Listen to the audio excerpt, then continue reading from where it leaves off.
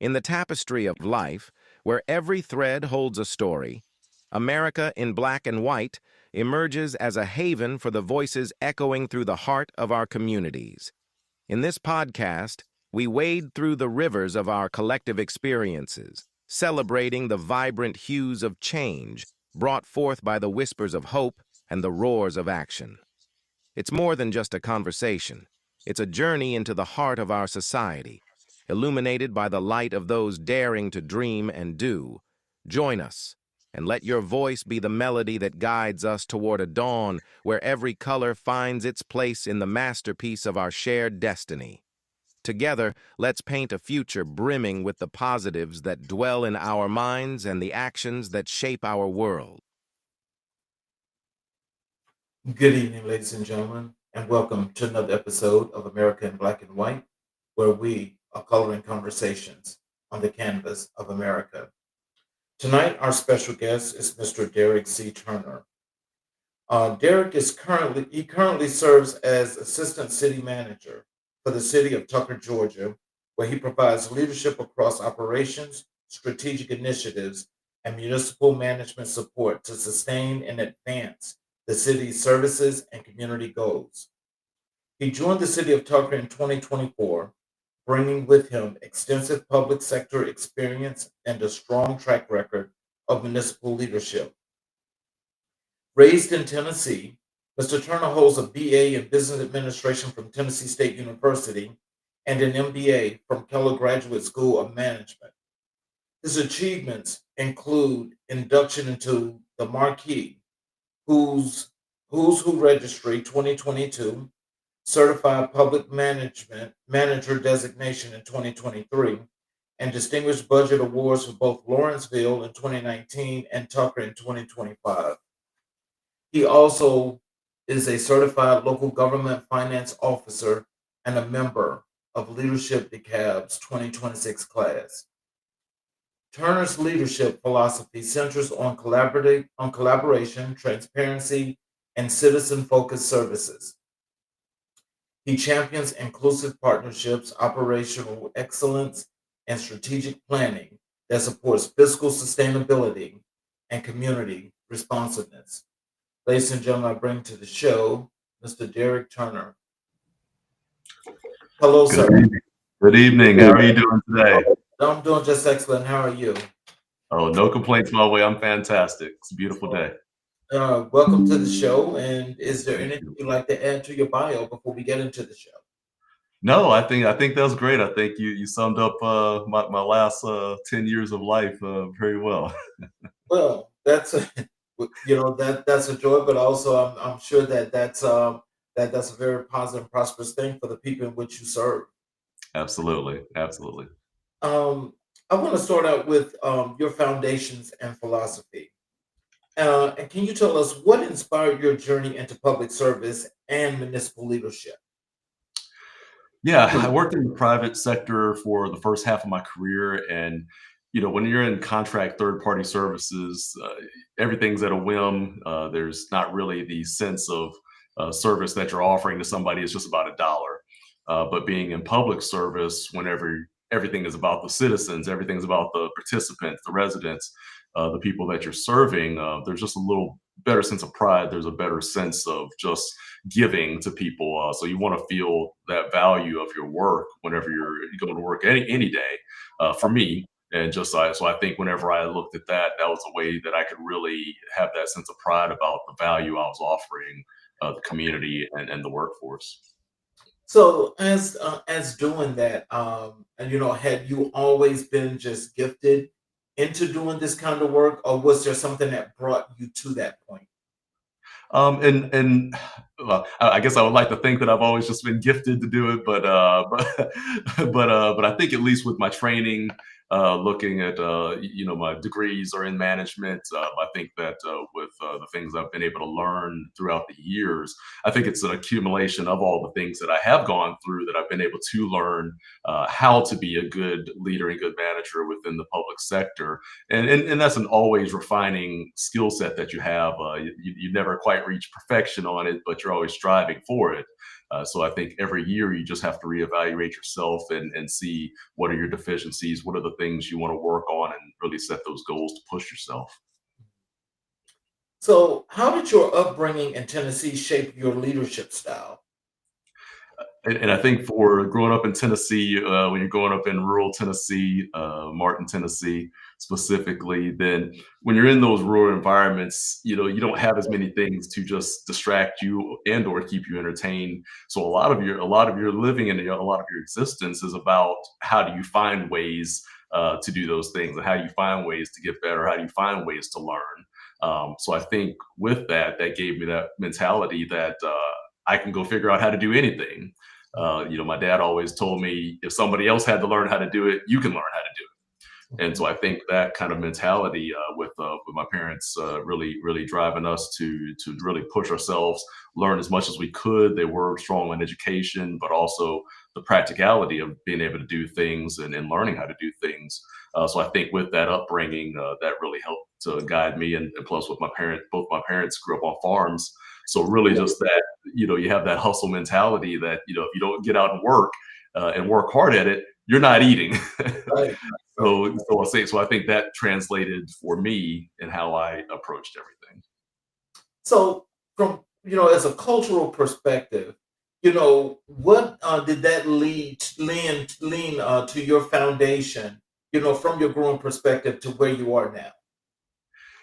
I think I think from what I grew up in and how that sort of lends to the profession and things I've done is number one, the ability to code switch.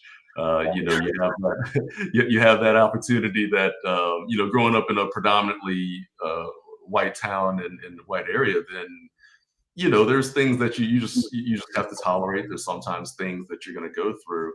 Then to go to an HBCU was a complete flip. So then I got a chance to really see the other side of it, and then of course move into the Atlanta area, where there is a good variety of people. So then that gave me the opportunity to learn how to interact with all types of people, and I think that's of high value in the workplace, because being able to relate to people, being able to understand people when they're telling you things about either their life or things they're going through, is really important. So I think that upbringing and everywhere that it took me just really helped me to be able to have a well-rounded view of the world. Oh, wow. Um, what core values guide your work as assistant city manager? Yeah, I think number one is integrity. I think to be in public service, if integrity isn't your number one, then you need to get out of public service. It's hard to be in this field and not have integrity to make sure that you're doing the right things all the time. Because again, you're dealing with taxpayer funds. You do see a lot of people that go to prison over things they've done within public service. You may have that in the private sector too, but it's a different thing, and sometimes it's not frowned upon within the private sector. But you get to the public sector and you're going through those, you can go to jail for real. So you better have integrity. Number one. Number two, just valuing people. It's important just to understand that especially in my role, uh, there's people that are doing the work. They're doing the core of the work every day, and without them, then they don't need me. So I mean, it's really important to always value the people that are working for you, and just understanding that without them there is no me in this situation. And I've been a staffer on that side too, so I understand that you're doing a lot of work, and sometimes it goes unnoticed. So giving value to people is something that's huge to me as well. And I think those are kind of the big two things that I really look at when I try to walk in the door every day is, am I doing the right things? And also, am I showing value for the people that are doing the work? Well, also I understand that, and that's I got to say that you deserve an applause for that, because I know that working in public life is really one of those things that's a stickler that unbeknownst to a lot of people, sometimes they make mistakes and not even realize that they made them. So do you feel like for the time that you've been and in the public sector and for the places that you've been, that by the time you got here to Tucker, that it put you in perfect position to do more than lead, but to set that example? I think so. I think just with the years of experience, the people I've been able to work under that have been great and done great things in their careers. I was been fortunate to work in places where you can go to places and sometimes people want to hold you back, or they want to limit what you can do because that can be intimidating sometimes. But I think with the people that I was able to work for at a variety of these places, they really gave me the freedom to explore, to learn, to not just be in whatever that one specific role I was in, and only stick to that. So I think that it's really helped with preparing me as I walk into this. That now I'm yes, a leader for Tucker, but there's a lot of people that reach out to me as far as mentorship, or hey, how do I get into city management, or what did you do? So I think there's a lot of opportunity that I come into now with the things that I've done in my past that show, I think, a good roadmap to how you can get to city management. So I do try to mentor any and all people that want to listen. I'm happy to give advice, the best advice I can, to how to get into the public sector and/or to get into city management. So, how do you define municipal excellence in today's civic landscape? Yeah, it is, and it is a changing environment nowadays. It is very different than what it was even 10 years ago. But I think when you look at municipal excellence, it's really about the wheels of government grinding quietly. I think it's important for us that we're not on the news all the time. There's not some news story coming out about, oh well, City of Tucker did this, or you know Derrick did this, or the city manager did this. You want to operate in silence. I think this is kind of the age that we are. That you could talk about some of the positive things that you've done, but I think it's important to operate in silence, and you can highlight things you have done, but also too, on the flip side of that, it is a society now that you really need to get in front of, acknowledging when you have made mistakes. Even more importantly, just because if you're kind of hiding your mistakes or not acknowledging that you've made a mistake, then people just view that as absolute distrust. So I think that's sort of the world that we live in right now, and it is an ever-changing world, just with our overall landscape, that you're consistently looking at how you need to approach these things and how you need to really act in these environments. So, what does transparency mean to you in local government? I think transparency is important in local gov. Primarily, you want people to feel comfortable about the things that you're doing, whether it be from the elected officials, whether it be from the staff, whether it be just from the general public. You want people to understand what you're doing, and you want to try to make sure to educate them as much as you can. It's not just a thing to say that you're going to put something on a website and hope that everybody understands what you put out there. That's not always the case. A lot of things, yes, you can do that, but when you get to a point to where you're putting some type of design plan on there, not everybody reads design. People don't know that. They'll just look at it and think, oh, that's the elevation of that hill right there. I can tell by the lines. You want to make sure within transparency that it's not only transparent to where you're giving information, but you want to give information people can digest. So I think that's a little bit more, for me, transparency, that added step of making sure that people understand the information that you are putting out there, not just throwing information because you're like, hey, we put everything out there on the website. We're transparent. We're transparent, and people look at it and say, I have no clue as to what this means. It has to be something that's meaningful for people, or else it's really not transparency at that point. So, when the people of Tucker, especially the people that are watching this show tonight, what should they know that you're bringing to that city and to that job?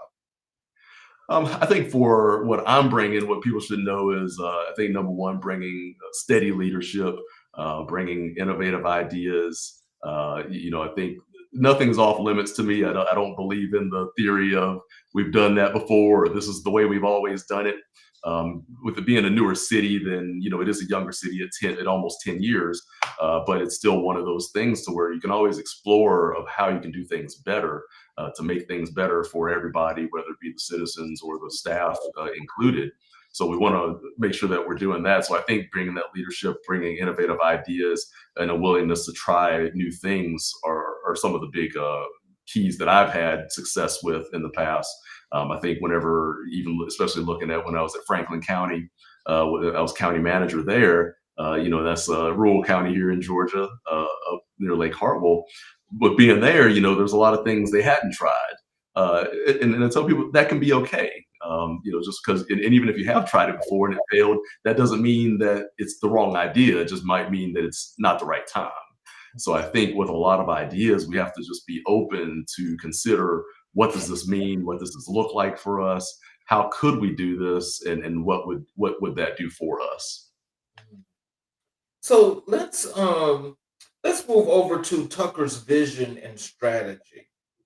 First of all, can you tell us what drew you to the city of Tucker in 2024?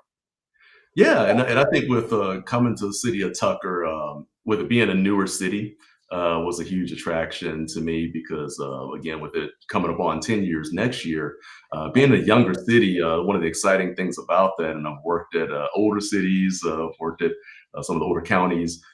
You're very structured at that point in time sometimes. So they've kind of already done all the legwork to figure out the how tos, versus when you have opportunity to go to newer cities, and or newer places, you can kind of set the framework of how things are going to look, how they're going to run, and really be a little bit even more so creative, because there's no track record of, well, this is the policy we put in place and we've been doing this for the last 75 years.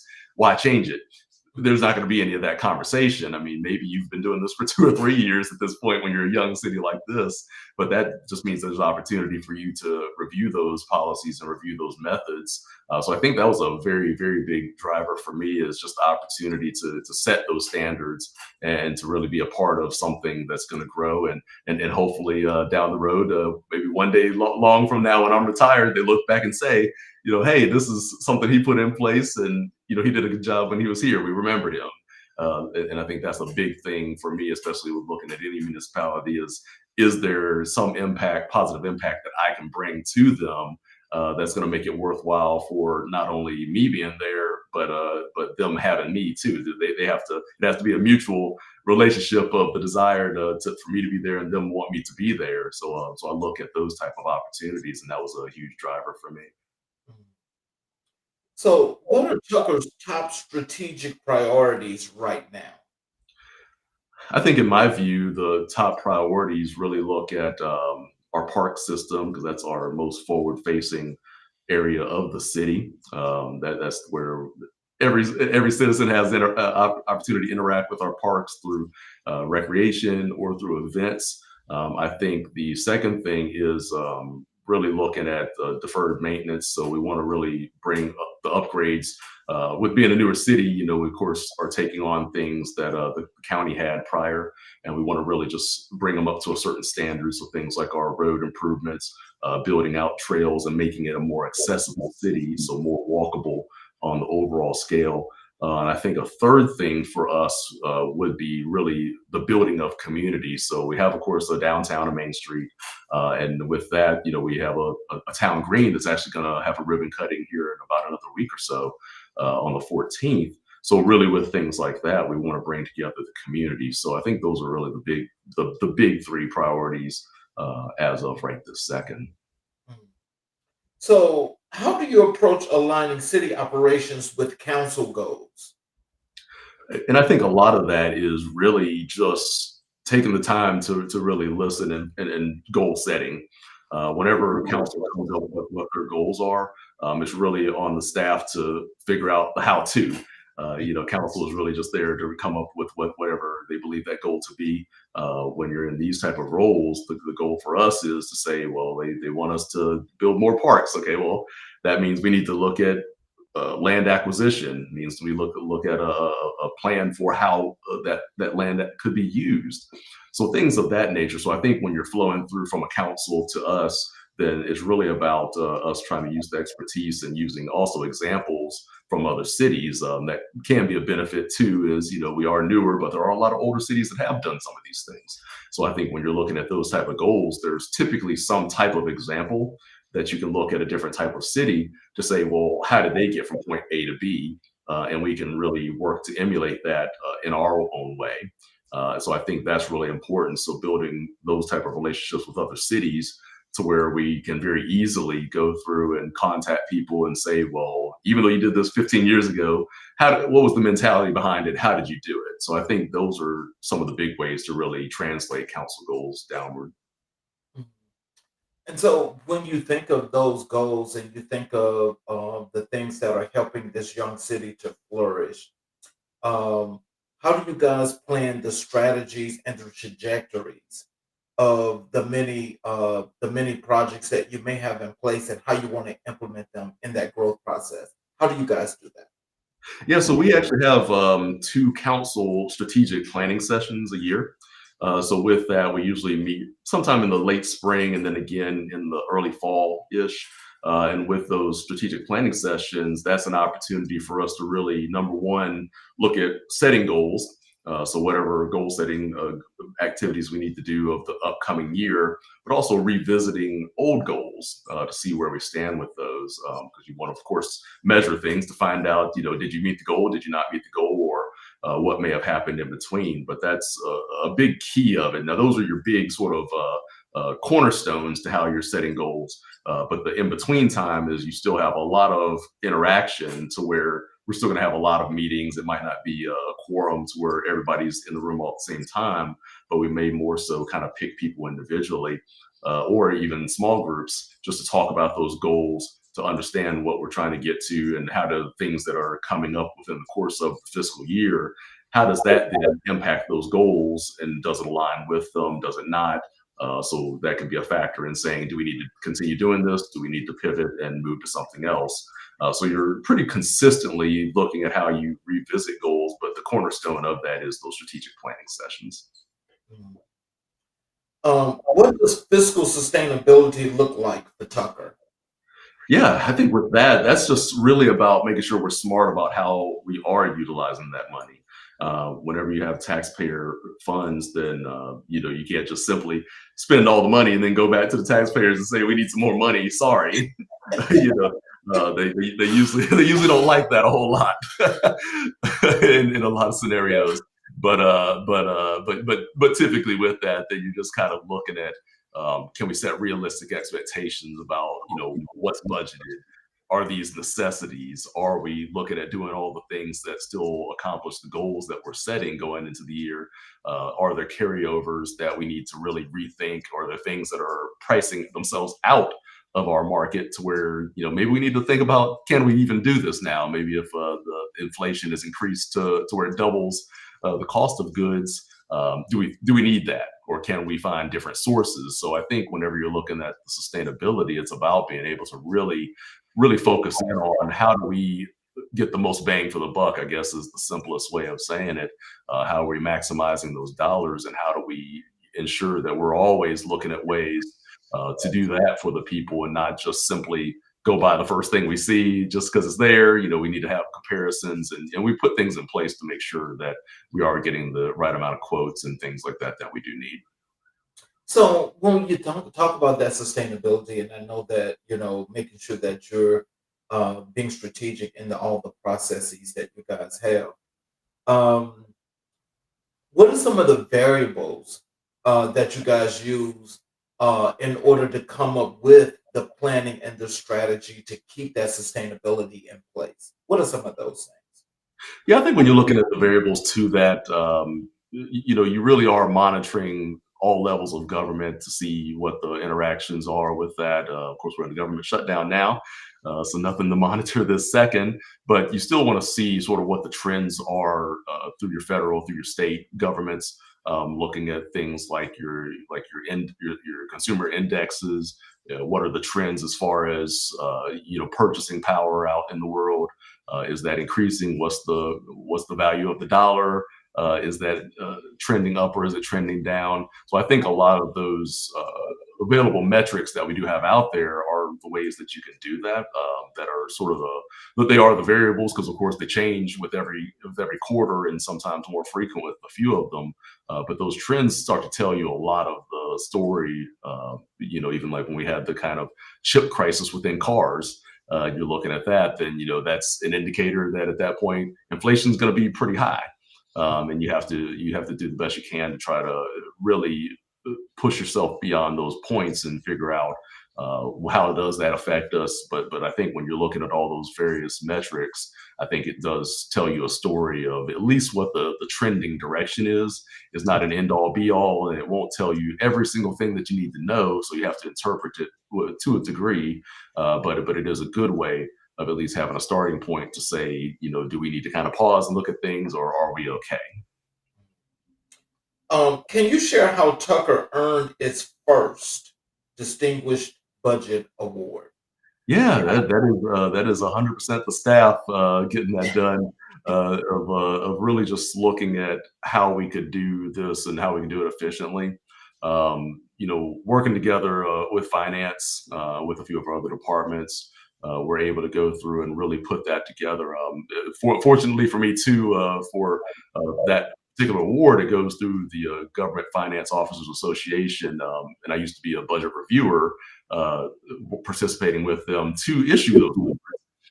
So I have experience pretty heavily in what they're looking for, how to get to that, and I think with being able to do that, we were all able to pull together to really put together a great budget document that really showed what Tucker's doing, and it's not just about necessarily just the numbers when you're looking at those type of documents, but that budget document tells a story. Is telling you, well, what about your city or your county is going on? What are the things you're doing? And it really goes through and takes you sort of on a journey with the start of talking about your mayor and then your elected officials to what is it that the city is about, tell about the city, the goals of the city. Then you go through those numbers, and that helps to tell a story too, with a little bit of communication on that. So a lot of hard work. It is hard work, especially I believe when you're getting your first one with that award. But really all your subsequent are pretty easy because you've kind of got the template to it, you've got the format. But it is a heavy lift, I believe, to get that first one. And doing the same thing in Lawrenceville is a lot of work to be able to get that very first one because of the volume of things you're putting together versus the subsequent years when you're really just exchanging a little bit of information, but you have the relative template. But I think our staff did a great job of being able to really work hard to put that together, get it submitted, and you submit your paperwork and everything, and it's a point to where you kind of have to cross your fingers and just make sure you've checked off everything that you need to check off. And once you get to the reviewers at that point, then it's in their hands, and they go through and review it pretty thoroughly to make sure you've hit all the points that you're supposed to hit within that document. And we were fortunate enough to have that award arrive at our doorstep. So why should your constituents trust you to lead them to this next level of excellence that you want to take them to? I believe proven. I've done it before, and I will continue to do it. I'm very tireless when it comes to trying to reach operational excellence. I don't believe in just settling for the where we are. I always want to push us to be better every year, and even with myself, just from a manager's perspective, I want to push myself to be better really every day. I'm always going to be my toughest critic whenever it comes to how we operate and the things that I impact. But I think it's extremely important to make sure that, for everybody's sake, not only the residents, but the staff as well, that I'm always going through and trying to find ways to make us better, try to find things that are going to give us opportunities to succeed and put everybody in the best position to succeed. So I think whenever anybody looks at my track record or looks at the things that I work on and how I look at those things that I work on, I think that really shows and points to just the character of me as a professional and how I'm going to approach every project and really work as hard as I can to get those completed.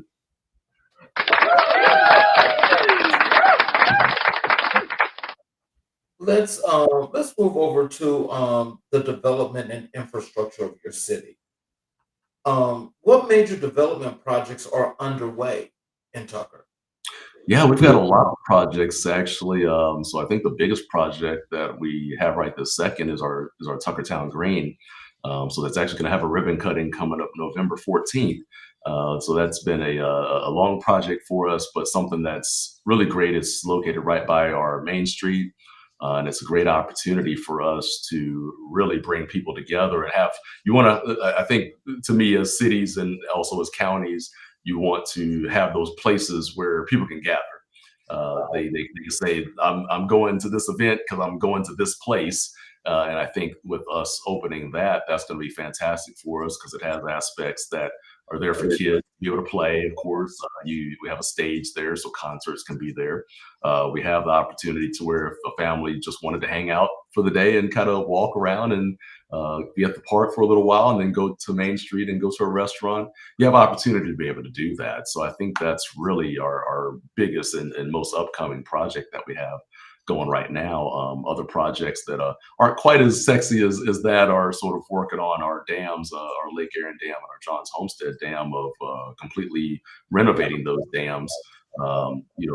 Those can be safety related type of projects, but I think those are huge as far as being able to really have the infrastructure in place that the city needs.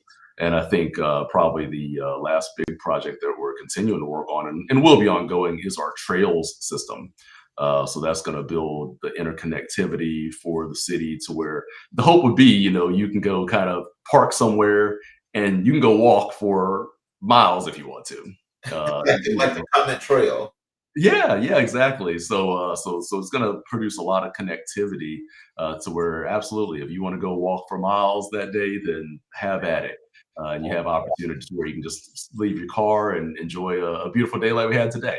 So I think those are important things to be able to put in place and have. So I think those are the biggest projects that we have going on right now. Let me ask you this because, and I know some people may think I'm crazy when I ask you this question, because I think that's really important when you talk about the connectivity, like you're talking. Would you guys trail be one that would actually connect more to like inside the Atlanta, like the Beltline does around the city of Atlanta? Is it going to be something like that you guys are trying to do? It is something very similar like that. So this will actually still have connectivity to go through Clarkston and connect to the Stone Mountain Trail as well. Okay. So at the end of the day, so yes, so relatively similar to that, but also having that high level of connectivity throughout the city.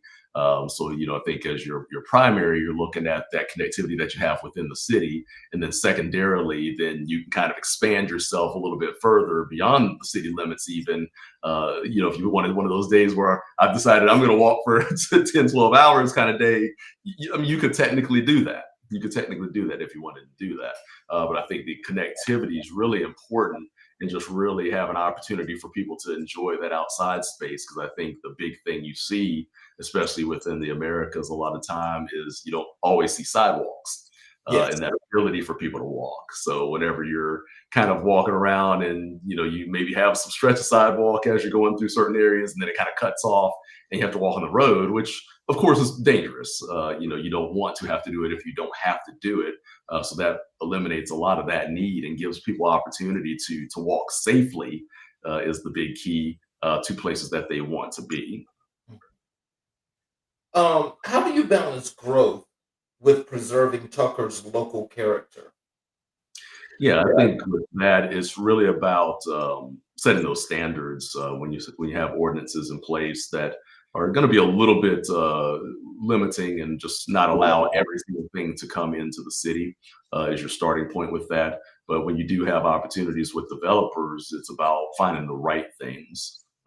Just because somebody says they want to come build some apartments in your city or county doesn't mean you need to do it. So I think you really have to have a good key in to what you want to be in your city and how you want the city to look. And I think we do have a really good, distinct downtown type of area. So as people do eventually want to do more building in the downtown area, there are those standards that you want to have in place before you just say yes. You don't want to just, and you also just don't want to say yes because people said they needed some help. You want to make sure you want to make sure that it is the right thing for you, for your city, that it is not just fulfilling some need that somebody said they had. Because yes, it could be a need, but you just have to make sure that the character areas of the city. Because if you have you see some things when you go to certain cities that it looks odd. It looks out of place when you go there, from some buildings just because somebody said yes. They put in an application and they just voted, yeah, let's do it. We need some housing. We got to have it, or we got to have this, that, the other. So sometimes you get to where you go certain places and things look out of place. But I think when you have a plan and then you put those measures in place to really follow that plan, and you're not accepting of everything, it makes your life a lot easier. Tell us about Tucker. Who is Tucker? Tell us, give us some idea as to what the city of Tucker is, and its characteristics and what people should look forward to when they come to Tucker. Yeah, I think Tucker's got a lot of identity to it. When you come through Tucker, you go through your downtown, and your downtown is kind of that sort of it's kind of that old feel to going on a main street. That when you turn on the main street, you've got your shops, you've got your restaurants. You've kind of got that opportunity that I'm going to spend some time in this area. Mhm. And this is kind of where I need to hang out. So I think that's one character area of that. Of course, with our town green being built right there too, right now, then now you have a place where you can go and I can just kick back, relax. I can go to an event. I can go to a concert. So I can kind of live, work, and play right in that downtown area. I think when you go to to some of your other areas within Tucker, you still have things like North Lake Mall that are there. So you still have that level of commerce when you get to that La Vista Road type of area that's much busier, a little bit more cosmopolitan. So I think, as you're going through Tucker, you have these large pockets that really are different. But it's sort of Tucker can be a place that meets the needs of all when you're going through. And I think whenever you're looking at that in that kind of aspect, because of course a mall in that kind of environment is very different from being in a downtown Main Street where it's a little bit slower, a little bit quieter.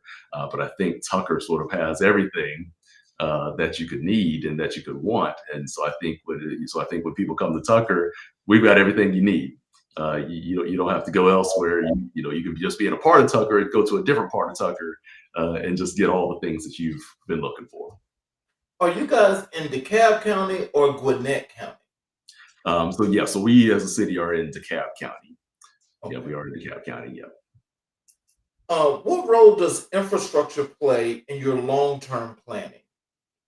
Yeah, I think infrastructure is always in long-term planning because infrastructure will be there forever, and you need it forever, essentially. So I think when you're looking at infrastructure, really understanding what your inventory is, number one, but then how do you make plans to replace that inventory? Because of course, everything goes bad at some point. Whether it be infrastructure, roads, whether it be piping, whether it be even your body, all things go bad at some point in time. So really having a plan of really documenting what our inventory of infrastructure is and having a plan of how do we replace that. So like your roads generally are replaced on a 10-year period. Can be a little shorter for certain roads if there's more volume, but probably just in theory, you could say every 10 years you repave a road. So really having a list of those roads and repairing them as the worst to the best. And then you just cycle through that over the course of that 10-year period. But same thing as you're getting to other infrastructure, like your stormwater. We're actually doing an inventory of all of our stormwater right now. So you really want to understand what you have, because of course that's a lot of underground items that you can't just see.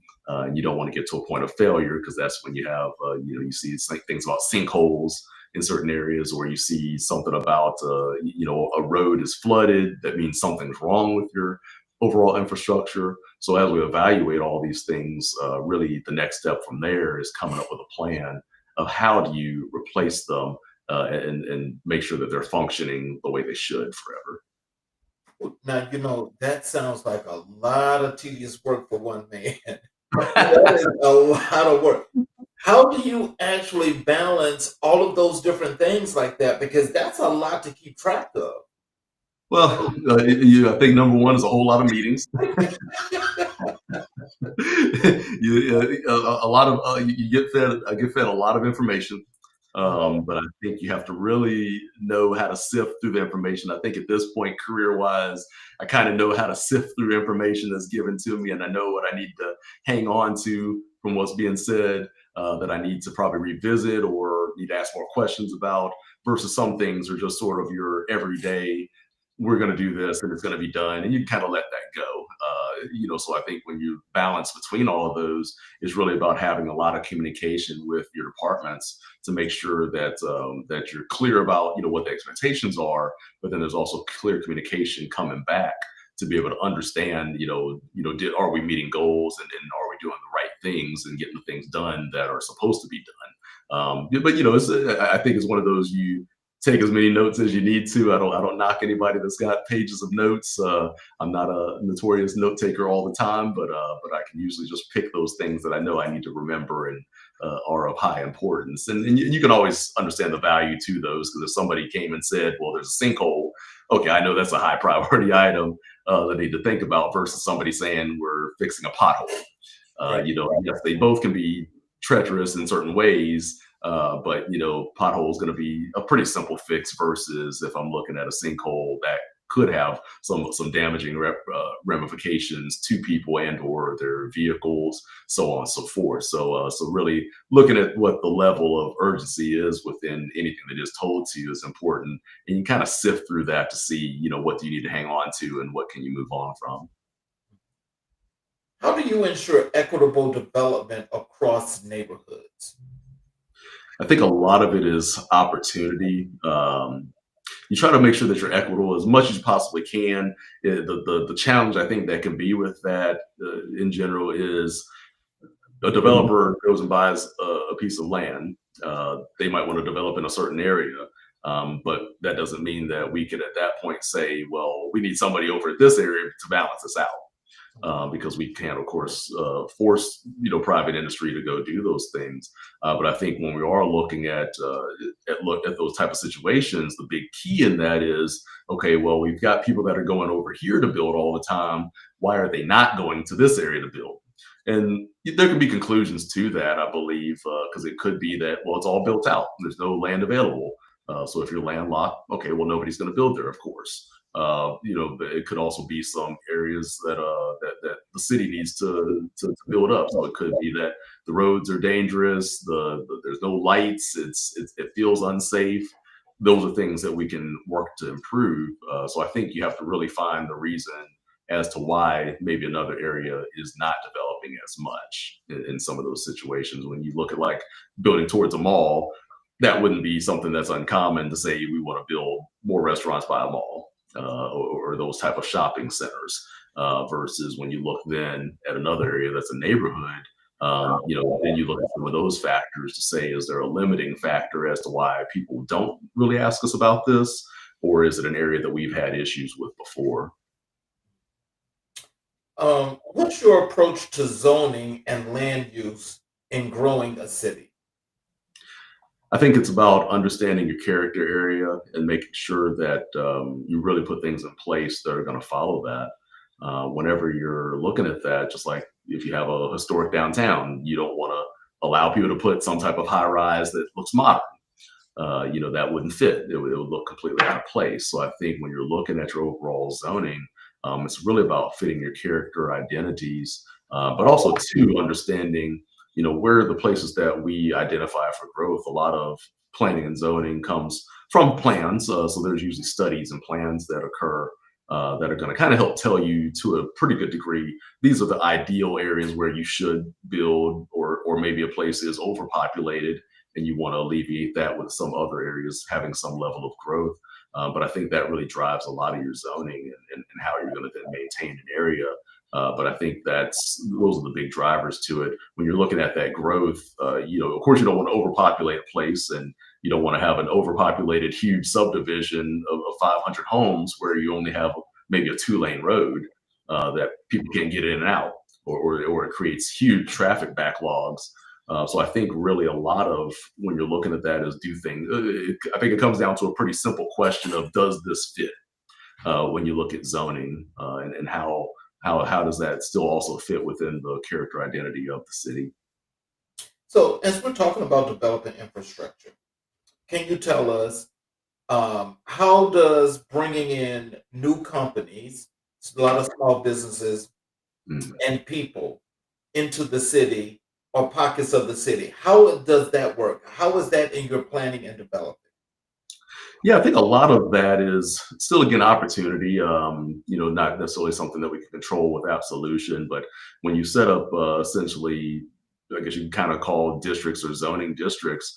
If it is something that's residential, of course, your only anticipation is that you're going to get residential housing in that, and then vice versa. Then talking about when you have districts that are set up for businesses, so you have an identity that you really want to maintain within that. And when you're looking at those business districts, you have a lot of certain areas that you have that your high traffic areas, of course. So like your La Vista Road type of areas that you really want to build within that, and certain stretches like Lawrenceville Highway. So whenever you're really setting up how the zoning is set up, that's what makes it attractive then for a business to come in, because they can simply go there.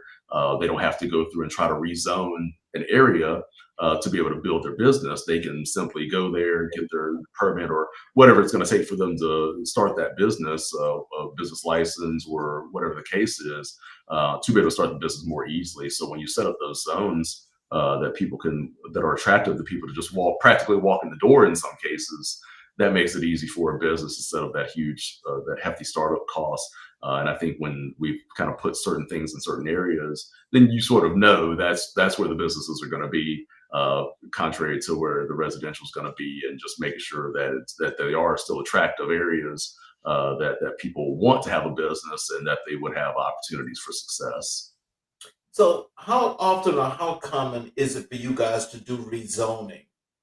Especially if there's going to be a lot of growth and so forth, or if somebody needs to have something specially rezoned.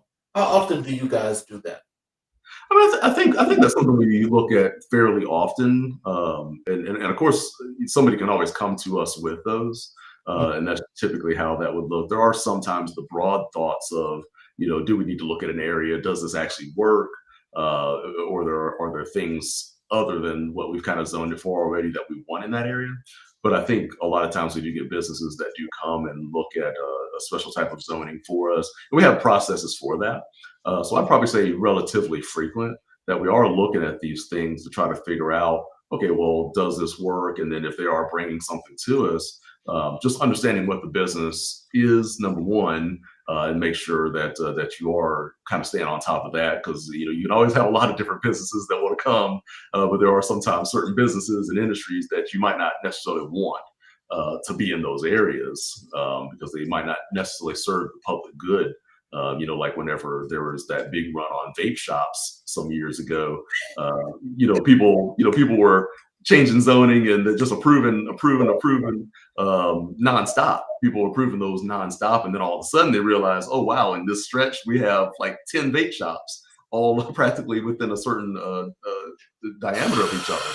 And so then that kind of sparked a lot of people to take a look at that and say, okay, well, let's press pause on this. Do we need this volume of vape shops? Are vape shops even good for us to have here? What are the dangers? So I think you have to try to stay on top of zoning as much as humanly possible and see, are there things that you would want within your area, and are they serving the public good? It doesn't mean that you can't have things like that, but do you want to sort of restrict those to a certain corner of your city, and not have it as widely available if it is something that you feel like maybe isn't a public good? You don't want to restrict people's ability to earn income, open businesses necessarily, but you do want to make sure that you're being protective of your character areas. So let's move over to community engagement. How do you build trust with Tucker's residents? I think a lot of that is the transparency and really giving good information. Whenever you have projects, taking time to explain what those projects are. Like I said, you don't want to just throw some designs on a screen for somebody to comprehend, but really having open houses to where people can attend those. They can get a chance to understand what that means, what the different aspects of a project are. Those are, I think, hugely important things, and it does build trust, because when you're making those type of efforts, even if you don't get a lot of turnout for some of those, because you're of course not going to get the whole citizenry to come to every open house that you have, but whenever you do at least make those type of offerings consistently, people feel heard, and at least those people that do go to them can always go back and talk to other people and say, hey, I went to this open house. This is what they're talking about. This is what it's going to do. This is where it's at. This is the timelines, and what these things mean, because again, people look at certain things and might not comprehend what it is exactly. So there has to be some method of being able to get information out. And I think the more good information you get out, the more people are going to trust you, because now they understand at a level that they sort of see the vision you see, and then you can kind of carry them through that. And when you reach the completion of all those things that you talked about and taught them about, then they're like, oh, yeah, that's exactly what they told me it was going to be. And that's going to help always build trust as you go project to project, and whether it be a big project or a little project. So, what are some successful community engagement initiatives you've led? Let me think. I think a little lesser here, just since we have a communications department. But I think historically, things that I've been able to really engage on is, especially going back to my time at Franklin County, were things such as understanding we didn't have a fire training facility that was suitable for people, because we had a volunteer fire department. So things of that nature, and really getting feedback from everybody and bringing people to the table to understand what that is for us, what it's going to do, being able to lower those scores to get better insurance.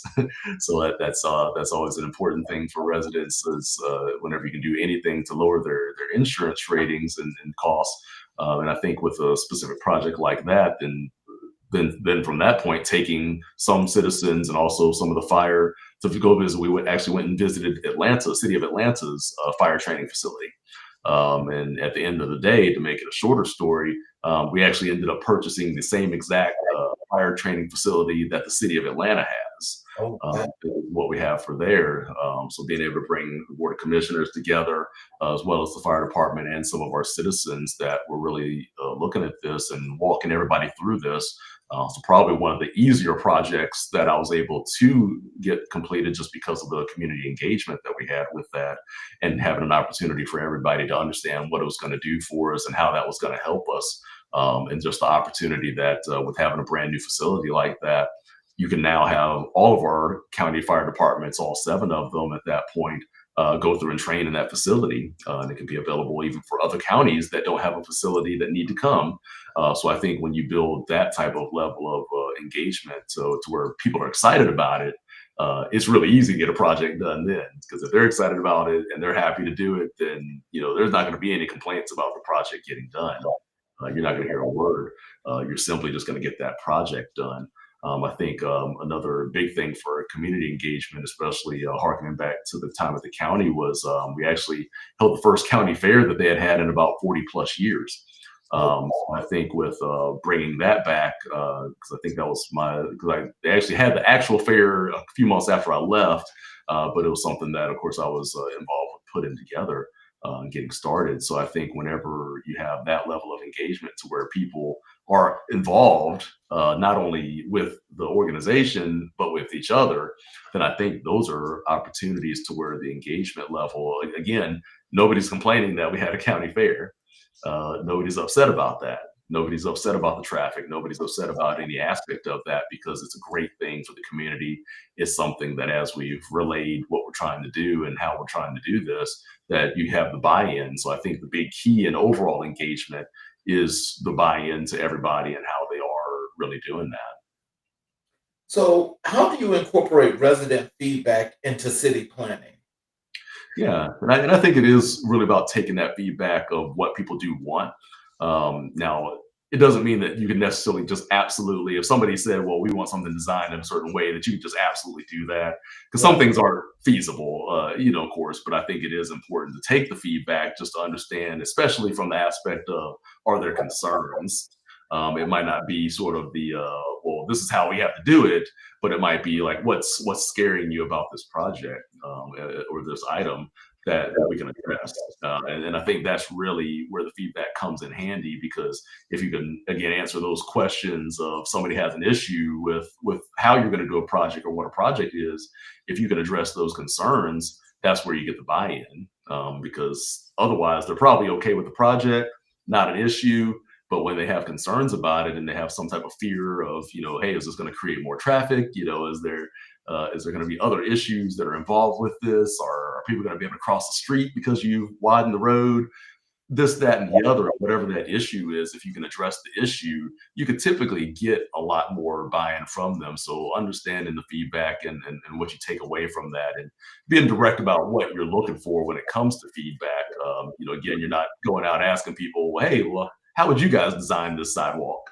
I mean, there's certain standards, of course, that are there, but more the question of, hey, if we build this sidewalk, are there things that concern you about this? And there can be legit concerns. Is the turning lane not going to be big enough now because we're taking away road for the sidewalk? There can be certain concerns that are there, but there could also be additional answers to how that. It could be simply, well, we're actually going to curve the sidewalk to where there's a deceleration lane at that turn.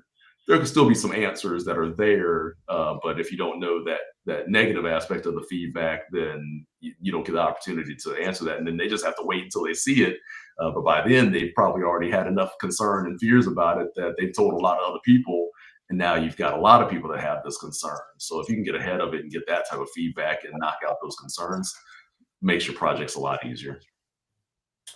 What role do partnerships with local organizations play in your work? I think a lot. I think for looking at local government, you can't really ever do anything on your own. There's certain things you can do on your own, of course, but when it comes to looking at how, an example would be, how do you address the unhoused? That's not something that as a city we can necessarily handle. We don't have the type of workforce to be able to handle that, or facilities. So having partnerships to be able to handle, especially items like that, amongst others, takes other partnerships out in the community to be able to really address that. If we don't have that as a partnership, what do we do? Because again, we don't have facilities, we don't have the capabilities to really address that as an overall issue.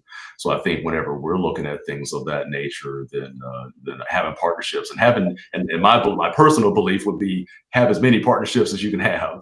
You get to know as many people as you can possibly know, because you never know when you're going to need to call on somebody for whatever that service or whatever it may be, and you want to have an open door to where they can call on you as well.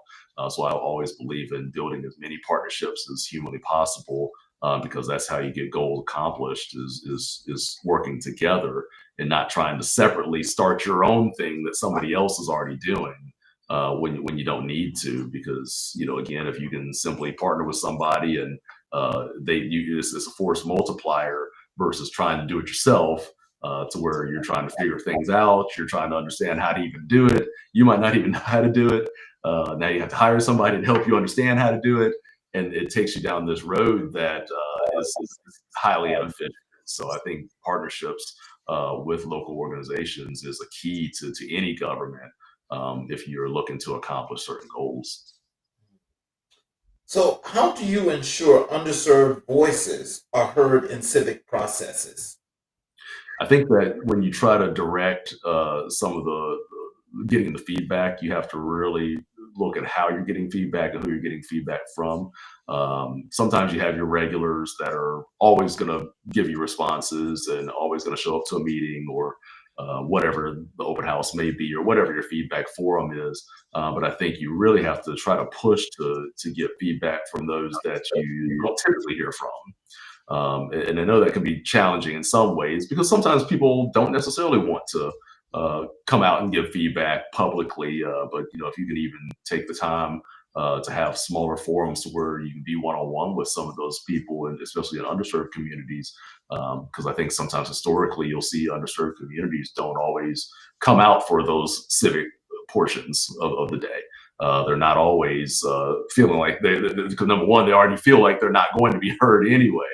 So then they don't come out, and now they're for sure not heard. So you do have to really reach out to those areas. And if you can find like a local champion that's sort of in that specific community, is a really good way to do that. And even though you might only be, for us, talking to one specific person, they're kind of the person that's getting the community feedback. So they're doing a little bit of the legwork for you, but then they're able to come back and say, well, I've talked to this neighborhood, or I talked to this street, and this is what they're saying. So I think those are some more creative ways to be able to help yourself get that feedback is really finding those champions of those communities that are willing to speak up, and aren't afraid to interact with us, and not afraid to come to a meeting, or they're not afraid to call us. Um, I think those can be really important things to really have to when it comes to the underserved. Well, sometimes within those communities also, like a lot of announcements like you're talking about, like when you have those public forums, a Yeah, lot of those people don't even get those advertisements. yeah, So they don't even know that they even exist. yeah. So, I know now that's where I can understand where it may take a little extra to maybe get that push out there to actually find out why we're not hearing from this pocket. If Mhm. that situation arises, what could you do or how could you rectify that situation? I think you have to meet them where they are, because you can do all the Facebook posts and LinkedIn posts and this that posts under the sun, but also too, some of those people might not have those, and especially when you're getting maybe to an older to an aging population, then they might tell you, I don't have any Facebook. So you have to really try to meet people where they are, and if it's a community center within their neighborhood, or kind of that spot. I think still every neighborhood still kind of has that spot, that is where everybody goes to, or they interact with, or they can get information out. So I think a lot of those times you really have to just meet people where they are, literally in that sense, too. Because if you don't, then you'll never see them or hear from them. It can't just be a simple Facebook post or something that may or may not get to them. Not everybody even might check Facebook or whatever the case on a daily basis. Mhm. So you don't want to count on them getting to it after a while, or missing whatever the opportunity is. So I think a lot of those times that's how you have to do it, is find that place that you're going to come in contact with them, to make sure that you're getting information there, or at least making the best effort to get information. You can't always reach every single person, but I think also to even going down to individual flyers, when you're getting some of those neighborhoods to go to a house. And I know that's a little more old school, and the door hangers and things like that, but that can still be an effective method, because even if they don't check their mail on a regular basis, you open your door. You Yeah. open your door every day. So I mean, if you at least have something on your door, you'll probably look at it. Sometimes people can just toss those, but again, you're just trying to make a best effort to be able to do it. It doesn't always guarantee 100% success. Let's move over to your work in leadership and innovation. How has your consulting experience shaped your leadership in Tucker? Yeah, I think the great thing about consulting is that you're outside looking in. Sometimes when you're on the inside and you're working in a municipality, you're here every day, so you don't always see some of your inefficiencies, or some of the things that maybe need to be there. You try to pull yourself back, but of course, for certain roles, the course of your day to day grind sometimes makes it to where, look, you're just trying to kind of get through your day, versus whenever you're in consulting. In that case, I'm on the outside.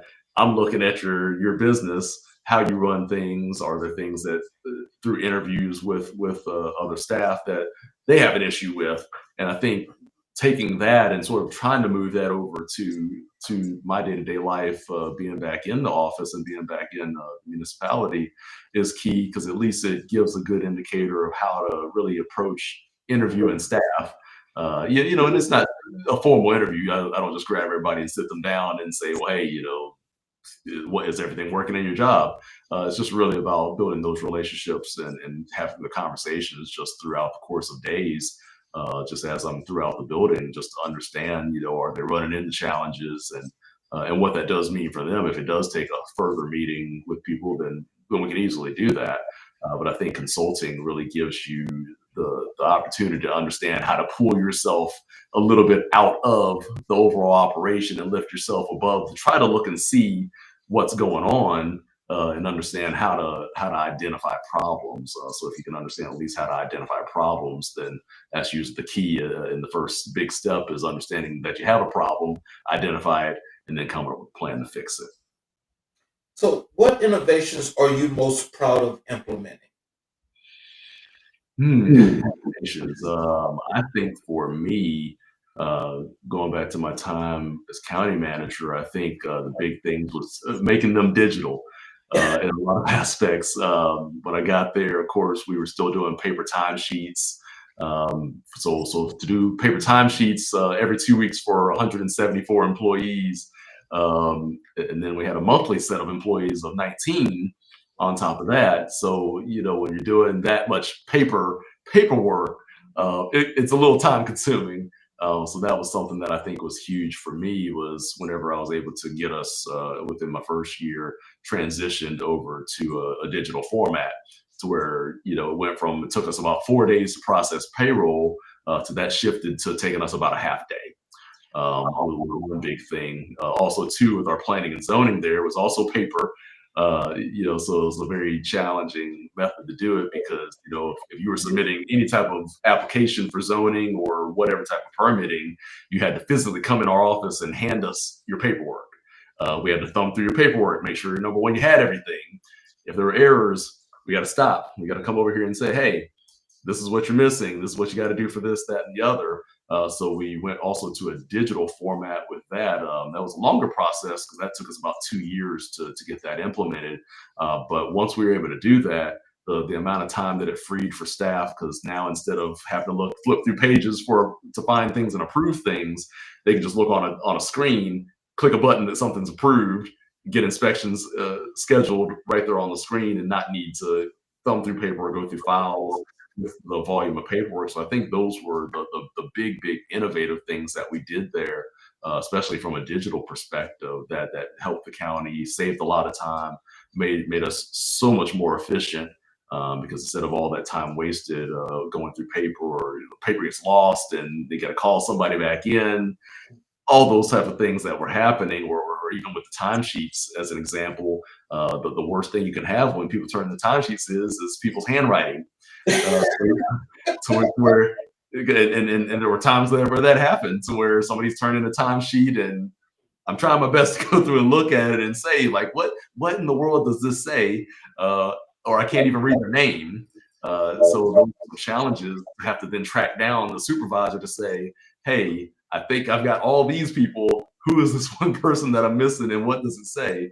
So a lot of challenges that you have with that. But whenever you're able to put things in place, especially in a digital perspective that people weren't used to, and especially that kind of volume, because 174 employees every 2 weeks is a lot. If I had hair at that time, I would have lost it for sure. So I think those are the big things we were able to implement that really changed the outlook for how the county ran. How do you foster a culture of accountability within city departments? I think a lot of that is setting expectations, and following up on those expectations. It can't just be everybody just runs willy-nilly and everybody just does whatever they do on a day-to-day basis. We have to have goals that we're trying to attain. And they can be simple. It doesn't have to be complicated necessarily, but I think whenever you, number one, set goals and set those expectations of when goals are to be met, and you follow up with what those are, I think you really build a culture of accountability. But you also build a culture where people really look to how can they improve. Sometimes when you don't have accountability, then it kind of doesn't matter if I don't complete this. What's going to happen? It doesn't really matter. But when you are accountable, then people start really taking it on themselves. I believe in that kind of culture. To how can I now improve the things I'm doing? How can I make my job even better? How can I make my department better? And I think when you build the right type of culture, then when you build it through accountability, that really gets that instilled in everybody. So, what does cross department collaboration look like in practice? Oh yeah, absolutely. We're pretty much always going to need each other. So I think, especially when you look at projects, there's a lot of collaboration that goes into a project. You could probably honestly take almost any project that we have. You're going to have the engineering department that needs to develop designs. You can have the public works department that is managing the construction, and they're also usually maintaining on the back end. You're going to have your planning and zoning department that's issuing the permits, because as a city, we're still going to issue our own permits for us. on whatever project we're doing. So we still go through the same permitting process that anybody would go through. Because we aren't going to force everybody else to do it and not hold ourselves to that standard. So you're going to have planning and zoning that's involved in that as well. You have your communications department that is getting the message out about what's going on or what the completed project is, or pictures that show the progress, and also the website to keep track of that. So I think and then you of course have finance that has to pay for it. So you have so many people that have to be involved in every single project, because you can't take it from start to finish or even from a quarter of a way to the halfway mark without involving yourself with another department to understand how things are done, and to accomplish any aspect of that. So it's a lot of engagement, I think, on every single project that comes through us, that you have to really be involved with other departments and work together to find whatever the solution may be. There's going to be challenges, of course, with any of those, but finding a way through those challenges is very important. So, how do you measure success in municipal operations?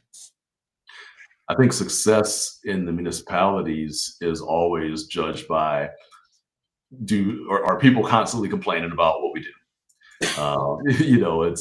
It can be a real thing. If you're in situations to where you're constantly getting a call from your council people or from a resident that's saying, "Man, I never get my trash picked up. I never get this. My road's always torn up. This is an issue. This is an issue. This is an issue." Then you have to kind of look at what your processes are, and are we doing all the right things, versus you might not always get a lot of the calls of, "Man, y'all did a really great job on repaving my road." You might not get the call on, "Man, my trash has been picked up on time every single week this year." You're probably not going to get those calls. But at the end of the day, if you're not getting any calls about it, it usually can be a really good sign. You do get some people that do call and thank you for things, and sometimes I think it can be thankless, and I think that's okay. But I think whenever you do kind of eliminate people needing to call or feeling like they need to call because they can't trust that something's going to be done, that's usually when you're in the sign of trouble. Let's go to your future plans and legacy. What's your vision for Tucker 5 years from now? Ooh, 5 years, that's a long time from now. I think that when I think about 5 years, I think we're about to see a lot of major growth in the metro area.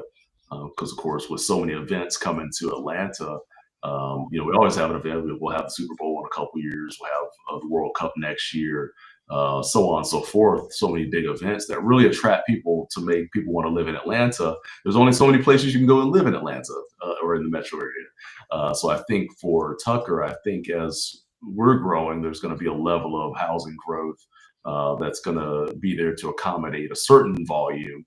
Of course, we're not taking all the people that are coming, but I think we're going to have something that's really going to be attractive for people to want to come to Tucker and say that that's the place that I want to be. I think as we continue to build the downtown, I think it's really a spot that people are going to look at and say, I don't have to look for something to do on a Friday night.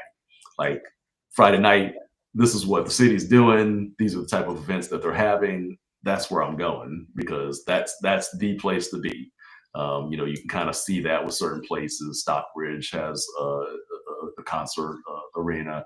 Other places that have those kind of things, Wolf Creek Arena, amphitheater. You have those kind of things that really draw somebody in. And I see in 5 years for sure Tucker being a place that's what you say is like, "Hey man, we're going to Tucker Friday because we have these things to do, and this is the place that we need to be." But then with having the trails that are built out, but we can also walk there. So I think these are a lot of the big things that I see for us that we're really working towards, and being a city that people want to be in. I think hopefully in 5 years, the big issue is maybe we don't even have enough housing for the volume of people that really want to be here. So I think those can be some good problems to have, but then you can really be selective at that point, because you have such demand that everybody's knocking down your door to be your developers as well, and you can be selective about how you really get things done, So I think that's going to be the exciting thing for the city in 5 years is how we look and how people then view us.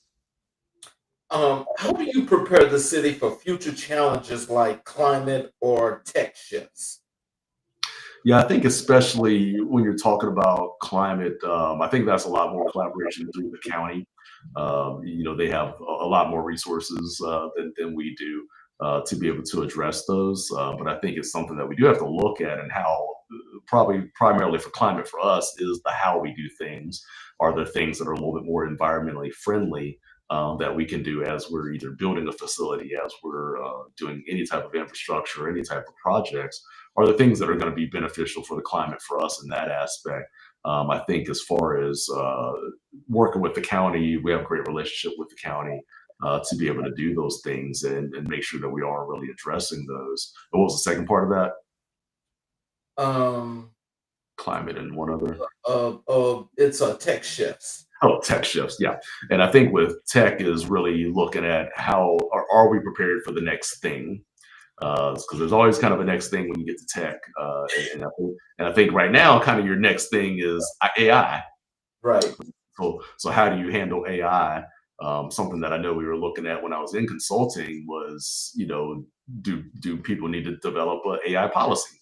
Of some form, because ChatGPT is the most popular thing out there, and you get some people that they don't even try to write anymore. They just throw it in ChatGPT, and how do you evaluate that, and are there disclaimers as a company that we need to say this is generated by AI? So I think as we're looking at the evolution of how if even a ChatGPT or AI in general, what are policies that are pertaining to that, since that's kind of the most pressing thing, and you make your policies that build that out so that people are taking advantage of it or having opportunities to creating AI generated things and then trying to put that on our social media, because that can also be misleading. Somebody could easily think that, well, hey, I generated this AI city hall, that people are going to and put it on there and say, well, this is what the city's going to be building in 3 years. Can be very easy things to do. So I think it really is a lot about policy whenever you come to that, and just making sure that we're trying to be as far in front of them as you can. Like I said, tech does shift in certain ways very, very quickly. And we have a great IT department that does try to keep track of these things to make sure that we are shifting or protecting ourselves. The other big tech shift that I think's been there for the last maybe 5 years, especially, is people trying to hack and steal information from a city to then sell it back to you. And so, with having the protections that you need, is making sure that you have the protection. Don't wait until you get hacked to then think you need to get the protection. You better get the protection now, or somebody's going to be waiting there, trying to find the loophole to get into your system and take your information, and they'll be on the phone waiting to tell you how many millions of dollars that they're okay with taking to give it back to you. So I think those are the big things when it comes to the tech side of that, is try to stay in front of whatever challenges may come from whatever that next tech issue is. What legacy do you hope to leave in Tucker? I think that legacy in Tucker for me is really seeing those tangible things that I was able to work towards. Shorter time being here, but I think jumping back to the county, whenever people see me, or when I go back to visit, or when I'm talking to people, I think legacy is strongly about those things that you did, like mentioning the fire training facility. That's something that's strongly attached to me, or when people think about having a county fair, then things that are strongly attached to me, and being willing to go out on a limb and do those things. So I want that same type of feel to come from Tucker and how we do things, and really start those processes that put things in place that people are going to enjoy. And no, I know people aren't going to necessarily go to any event and think, wow, let me first think about Derrick, because he's the person that first mentioned this. But I think I find joy in being able to do those things, just knowing that maybe it was an idea that I came up with, even if nobody else even knows that, to then go through and say that that was something I worked on and something that I developed. so that I'm happy with being able to do that.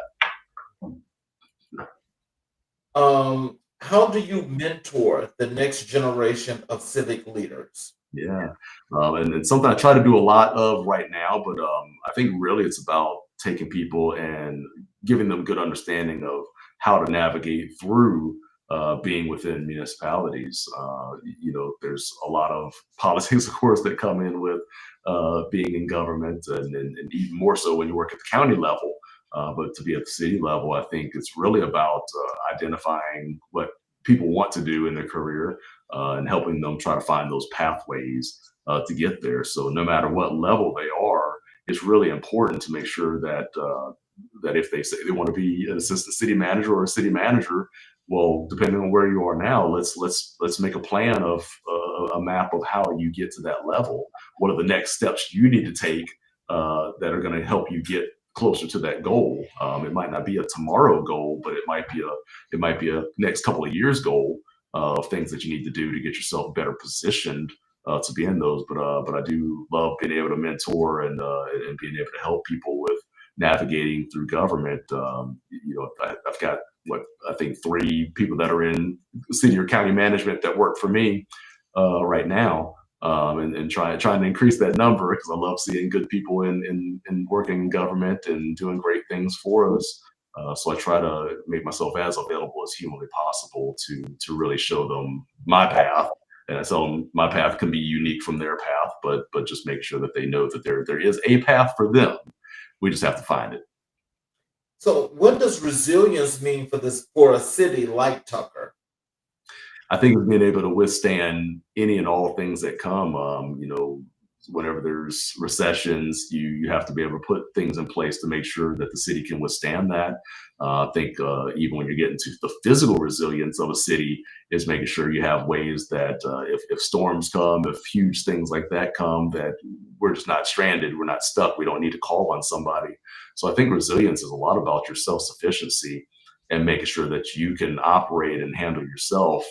It can be fine to need to call for help. That's not an issue. But you want to kind of start within yourself to make sure you've done everything humanly possible that you can withstand whatever storm or battle may come. And if you do need at that point to call on people for help because you've done everything you can and still not able to handle it, then I think that can be okay. But put yourself in the best position possible to be successful. And I think that's what Tucker does right now. So we also discussed, Black history because we do Black History 365. Yeah. And I asked you, who were the most influential person or persons in your life and career? You told me that was Thurgood Marshall and Jackie Robinson. Why are Thurgood Marshall and Jackie Robinson the most influential figures in your life? Yeah, I think kind of starting with Jackie, then you look at what Jackie had to endure, and I know some of those are a little bit older than myself, so a different generation. But history repeats itself, Very relevant. and we have to really think about where we came from. So I think when you look at Jackie and being the first Black player to play baseball, professional baseball, in an all-white league, that I look at the things that I've done throughout my career and just, of course, not as tough as what he had to go through, but I think about the resilience and toughness that you have to withstand those. Growing up in the town I grew up in, I was the first Black to be to be hired within the Parks and Recreation Department. Then all the way coming to being at City of Lawrenceville, I was the first ever budget officer they had. To then go into Franklin County to where I was the first Black county manager they ever had. And I think really as you go through those, I just admire Jackie for the things he was able to put up with, the resilience. Of course, they're not apples and apples comparing those, but just understanding what he had to sacrifice, how he had to sacrifice to be able, and was still so successful in doing all the things that he did. So I think I look at that for him. I think for Thurgood Marshall, you have somebody that really put himself on the line to always fight for others. And I think that's an important aspect when it comes to being in public services. Again, we kind of talked about underserved communities and people in that nature. Well, you have to still fight for them too. And in that case for Thurgood, when he was coming up, then the underserved community was all black people. So he was fighting for them to get them their rights and whatever that case may be. He was trying to make sure that they were treated equally under the law. So I really admire that. I'll add a third one to that of looking at former President Obama. I think that it takes just a lot of courage again to be the first of anything. But I think with President Obama, then being able to go in, be successful, to be able to go through and fight through all the things that he had to fight through, and still come out of that having been successful and going on to do a lot of great things for the country. I think those are really important things that I have to admire from him.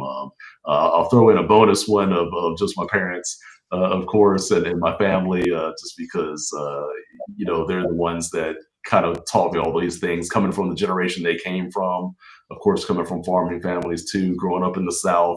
Growing up in the 50s and 60s, then a very hard time to be able to come up in the country. And, it builds a certain level of toughness that I think they passed down to me, because at that time, just, you couldn't do a lot of things.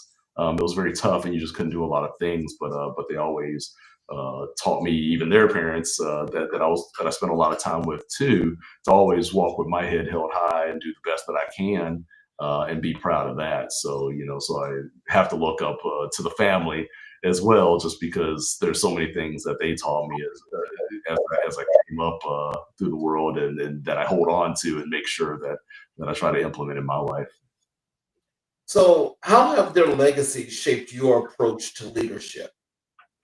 I think for especially my dad, because my dad was in management as well, so he was finished his career as plant manager for Goodyear.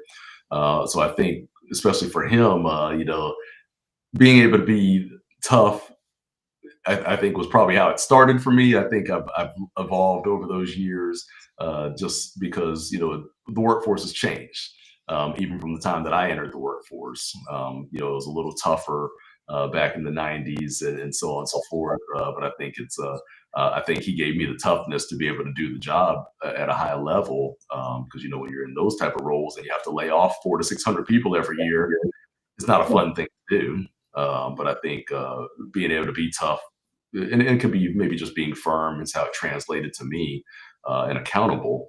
But I think too, for my mom and for my grandparents, the evolution of kind of softening myself to a degree of being more caring, trying to be empathetic to everybody, and walk in everybody's shoes, because you don't know what people are going through on a day-to-day basis. I think really for them, just translating to me of relating to people, because I think I do always firmly believe, if you know about your staff and you know about your employees, you can always tell when they're having just an off day that's out of character. It's not a normal thing for them. So really, that's been the big things legacy-wise that have translated for me. So, what lessons from their lives do you apply in your civic work? I think for lessons applied, then I think discipline is probably a big one. My mom was a school teacher for 27 years.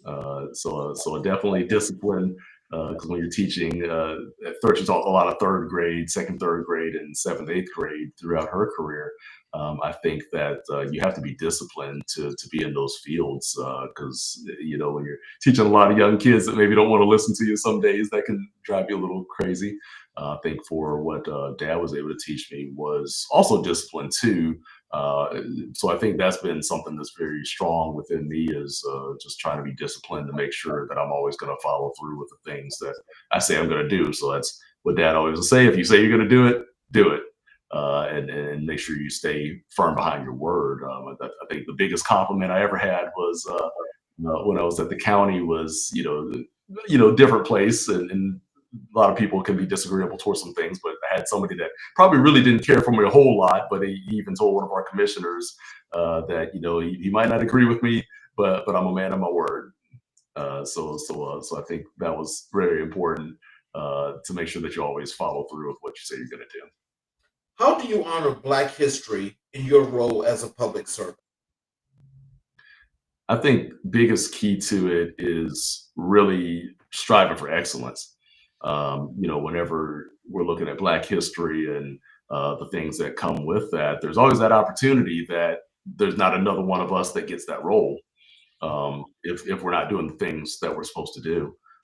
So I think the biggest thing I can do to honor Black history every day is really come in and perform at the highest level humanly possible. Because if you don't, then that's just giving people a reason to say why they don't need to hire that Black person or look at them. And so you don't ever want to give a reason. You always want to come in and perform at the highest possible level so that if they can still always have that as a reason, but don't give them reasons freely. Make them work for it if they got to find a reason. And so, what does representation mean to you in government leadership? I think that representation, it can't just be there's that one spec whenever you go to a government. I think if you're really searching for diversity within your government, you can do things to help yourself find diversity. I think whenever I look at it, seeing familiar type of faces whenever you're going to those leadership type conferences, I think is really important. And it not just be just the per se Black cities. I don't think that could be a fair way of saying that, oh yeah, there's a lot of representation here. It's because, well, X city that's 80% Black has a Black manager. That's not a key to representation. I think whenever we look at it and say that, there's a variety of people that have held the job over the years, then I think that could be a lot about the representation, because at least there's a willingness to hire different people than what they normally hire. And I know they kind of say it just like in sports, that a lot of owners will hire somebody that they're comfortable with and who kind of looks like them, so on and so forth. But I think in government, we have to venture beyond that and be willing to hire people that we just know can do the best job. And there's a lot of talented people out there, people of color out there that can do this job, and women too. So they just haven't always had a chance. The final section here. This has been a wonderful interview, and I want to thank you before time, because I think really as working and having some city officials or public servants that's come on this show, I want to tell you that you all have been totally transparent.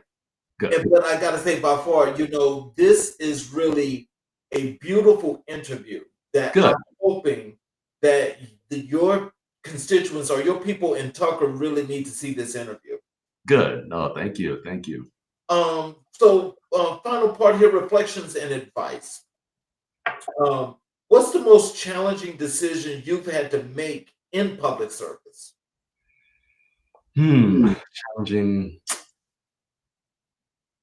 I think whenever you have to make the decisions that are negatively going to impact the staff, whenever you have to make decisions that people are going to be laid off, furloughed, or however we want to put it, I think that's been the hardest thing because we don't have the funding to be able to do that. I won't get too specific to that, but just sort of, I think those are the biggest challenges when it has a huge negative impact to the staff. I think that I always try to put the staff first, as far as my day, because it doesn't mean that I'm not committed to the citizens, but the staff I'm with every single day.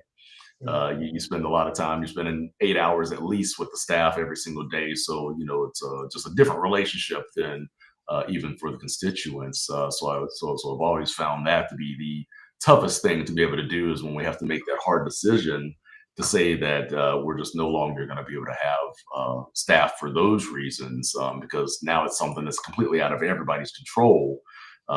Versus somebody who messes up or does something bad where they're getting fired. They know it too, so you're separating from them, and everybody kind of knows that. But when it's a financial decision, they didn't do anything wrong, and nobody's done anything wrong necessarily. So that, I think, is the toughest thing, is to have to do that because they didn't do anything to earn that decision. What advice would you give to someone entering municipal leadership today? I think really take advantage of all the trainings you can put your hands on. Um, it doesn't have to necessarily be in their exact field. I think taking opportunity, if they can, learn about all the departments, get an understanding as much as you possibly can about any and all departments, because the more you know, especially as you are climbing to this level, then it makes it a lot easier to manage when you know something about it. I was fortunate in a couple of the prior places that I was located that even before I got into management, that they allowed me to kind of go and meet with other departments, shadow other departments, get an opportunity to learn those things. So it helped me tremendously, because then as I did advance to leadership, then when people are telling me things or giving me that information, I understand what they're saying. It's not now foreign that I need to go back and understand. I completely understand what you're talking about at this point. So I think really getting knowledge of the departments, and also really getting the training. But then I would third say is really finding what it is that you want to do. What is the end goal? It can be to be a director of a department. It can be to be in management. But what is your end goal? Because that dictates a lot of those steps in between where you are now to where you're going to go. So if you know where you want to go, we can always make a plan. But if you're just kind of out there in the wind trying to see what happens, then it can be kind of difficult. How do you stay grounded and motivated in your work? I try to keep myself very humble to understand that number one, anybody can always come and replace me. That I am not the only person that can do this. I'm not the savior that can fix all problems. I need people. I need people to help me, and so always understanding that without having a great staff like we do to be able to help accomplish a lot of these goals and translate the things that I'm relaying, that I'm just a guy that's in an office saying stuff. So I think it's so I think it's really important to really understand that maybe rank and title wise, maybe people think of me as being up here, but at the end of the day, I'm really a little bit lower, because I still need so many people and can't do these things on my own. So just being grateful to have people that work so hard and just knock out projects and knock out all these things that we come up with. And my little bit of input to be able to help them get to that end result. I'm just grateful to be able to be a part of those processes. What's one thing you wish more people understood about city management? I think understanding that you are expected to know everything. You need to know everything. I think that people sometimes don't understand what we do, and just kind of understand that we're there in an office, and maybe we're part of how their trash gets collected, or maybe they just think we're part of that budget process. But I think that it's so all encompassing to the things that you need to understand and know within city management, that I think people don't have an idea that of how much it really takes and how much understanding it really takes to be successful in it. It's not just know this one little thing and go about your business. You need to really have skilled people in these type of roles, and even though it always is fun to think that if you get rid of a city manager, that the next one's going to be the next great thing. I think people just have to understand that it is a heavily taxing role that takes a lot of knowledge and a lot of dedication. Final question. What does America in Black and White mean to you personally? I think it's an opportunity for a platform to really pursue Black excellence. I think a lot of people don't get to hear a lot of these stories just on a regular basis. I, of course, went back and watched a couple episodes myself, and I think that whenever I look at it, it's opportunity to really highlight what we are actually doing out there. People don't know these things just generally. So I think being within these kind of environments and these kind of platforms just gives so much opportunity for someone to look and say, hey, I can do that too. Because when we don't see these things in action of people that look like us, then yes, it can be possible. It's true, it can be possible. But when you see somebody saying it and, oh man, that's what I've been wanting to do, that's what I've been talking about doing, then that's a great feeling to be able to be a part of that. And even for the people on the flip side of that, that maybe they didn't know that's what they want to do, but then they hear about some of those stories, and now it's like, man, actually, that sounds like something that kind of is right up my alley. It's an opportunity. So I think I look at American Black and White as opportunity, an opportunity for success. So again, if you don't see yourself doing it, you may or may not really have interest. Right. I want to thank you for that. And so, in closing, what are some words of wisdom and encouragement can we get you to leave for the audience?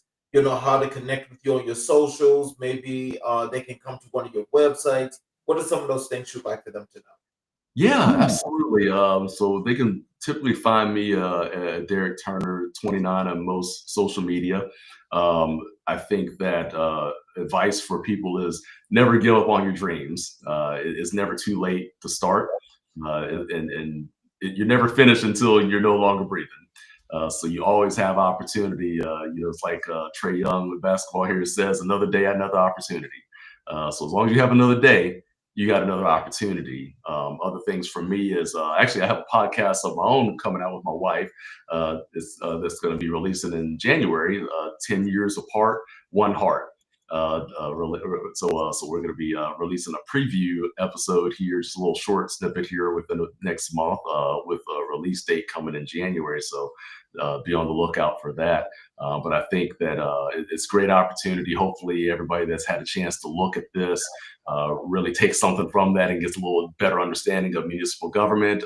And also for myself, that I do want to thank you for having me on and that opportunity that we were able to connect. Yes, sir. Well, I definitely want. We definitely need to have you back in season 4, which is next season. We definitely got to have you back.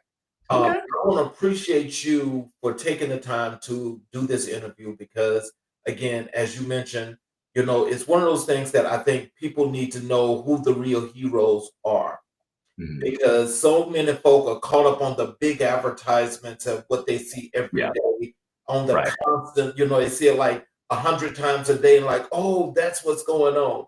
Right. That's not really where it's at. Because if we talk about the real meats and potatoes, it's the Yep. work that you're doing that's actually building a solid foundation in the city to help the city to grow and to expand and to help its citizens as best as possible. Absolutely. That's what we're about. And I just want to tell you that you're more, I appreciate your humbleness. But, Oh, you know, I'm going to tell you that I think that you deserve a whole lot more credit than what you're giving yourself as well. Because the work that you're doing, believe me, is second to none. And it takes more of the meat and potatoes, more in the grind than people can imagine. mhm. So that work ain't just being done, oh, because you're just doing it. You got to not only assemble this great team to assist you in the Mhm. work that you do, but you also got to oversee that team. So Yeah. that team is successful in building you up to be successful, which means it's one unity. And Absolutely. so this is what you do, and this is why people need to know, hey, this is the man. This is the man. So all of y'all watching this, please make sure that you go and you check out Mr. Tucker's socials and you connect with him Brilliant. because, especially the people out in Tucker, if you're feeling Yeah. like your voice is not heard, please connect with him. Let him know what you're feeling and so forth. Because I can honestly tell you, being a new city is not Mhm. something that's going to be easy, but I can honestly say that you're on a great path. And that path, I see great movement in that Oh, yeah. trajectory. And so I Absolutely. appreciate you for spending this time with us. I appreciate each and every last one of you that's watching this show and has stayed the time and watched this show. I appreciate you for doing that. And Absolutely. this is what we're going to continue to offer you guys. And I want you to make sure that you come back because here at American Black and White, when we say we're building communities, we're definitely building communities and we are displaying that Black excellence. Yeah. So I want to thank you all for watching us tonight. Please come back and watch our great show tomorrow night. And we will continue to color these conversations on the canvas of America. I'm your host, Charles King. You guys have a great evening. Thank you, Derrick.